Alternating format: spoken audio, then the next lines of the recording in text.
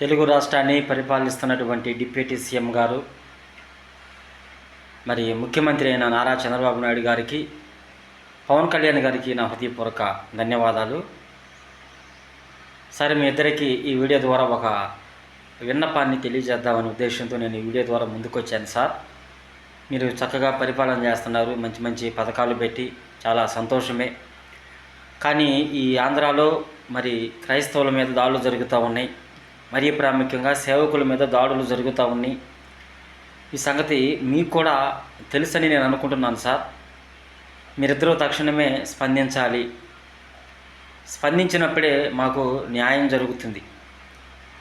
ఎందుకంటే ఇప్పుడు ఇటీవల కాలంలో మనం చూసుకుంటే ఉండి నియోజకవర్గంలో రఘురామకృష్ణరాజు గారి యొక్క నియోజకవర్గంలో గత కొద్ది దినాలుగా మేము గమనిస్తే మరి కొన్ని చర్చలను కూల్చినప్పుడు అక్కడ స్థానికంగా ఇస్మాయిల్ అనే ఒక సేవకుడు స్పందించినప్పుడు మరి ఆ సహోదరుడిని పోలీసుల చేత కొట్టించి మరి ఇప్పుడు ఈరోజు హాస్పిటల్లో ఆయన జాయిన్ అయినప్పుడు ఆయన చావు బతుకుల మధ్యలో పోరాటం చేస్తూ ఉన్న సంగతి మీకు కూడా తెలుసు.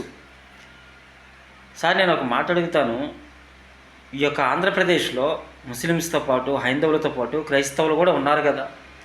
క్రైస్తవులు కూడా మీకు ఓట్లు వేస్తేనే కదా మీరు ఆ యొక్క డిప్యూటీ సీఎం అనే పీఠము, సీఎం అనే పీఠాన్ని మీరు ఎక్కింది.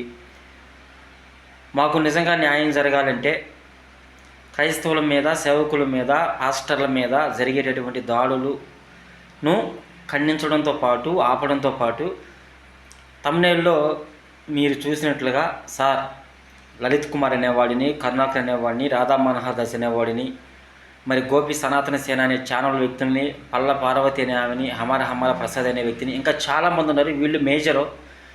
మరి వీళ్ళు కూడా యూట్యూబ్లో సభాముఖంగా వచ్చి యేసు ప్రభువుని, మరియమ్మ తల్లిని నోటికి వచ్చినట్టు విచ్చలవిడికి తిడుతూ ఉంటే మీరేం చేస్తున్నారు సార్? ఇప్పుడు CM, deputy CM Pavan Kalyan గారిని మన ఆదివారం పూట ఒక సేవకుడు తిట్టాడని ఆయన హుటాహుటిని వెళ్ళి మరి కేసులు బనాయించి స్టేషన్లో వేశారే.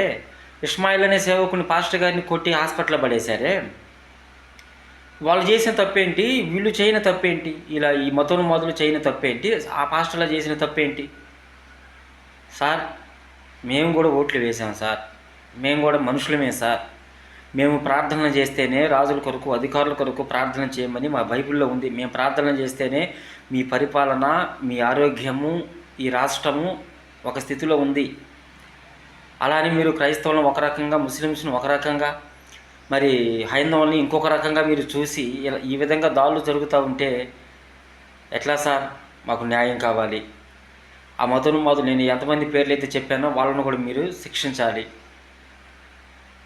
సీఎం గారు, డిప్యూటీ సీఎం గారు ఒక మనిషి, పవన్ కళ్యాణ్ గారిని ఒక మాట అంటేనే ఆ వ్యక్తిని మరి హైలైట్ చేసి మరి పోలీస్ స్టేషన్లో వేశారే. మరి మేము ఆరాధ్య దైవముగా ప్రభువుని సేవిస్తాము, ఆరాధిస్తాము, దేవుడిగా కొలుస్తూ మరి ఆయన తల్లిగా మరి మరియమ్మ తల్లిని కూడా మేము గౌరవిస్తాము. అలాంటి వ్యక్తులను పట్టుకొని మరి యూట్యూబ్ మాధ్యమాల్లో వాళ్ళు టెక్నాలజీ ఉపయోగించుకొని ముందుకొచ్చి బండబూతులు తిడతా ఉంటే మరి మీరు అప్పుడు ఎక్కడికి వెళ్ళారు సార్? మాకు న్యాయం కావాలి. వాళ్ళను కూడా అరెస్ట్ చేయండి. మా పాస్టర్లను విడుదల చేసి వాళ్ళను కూడా మీరు అరెస్ట్ చేస్తేనే మాకు న్యాయం జరిగినట్లు.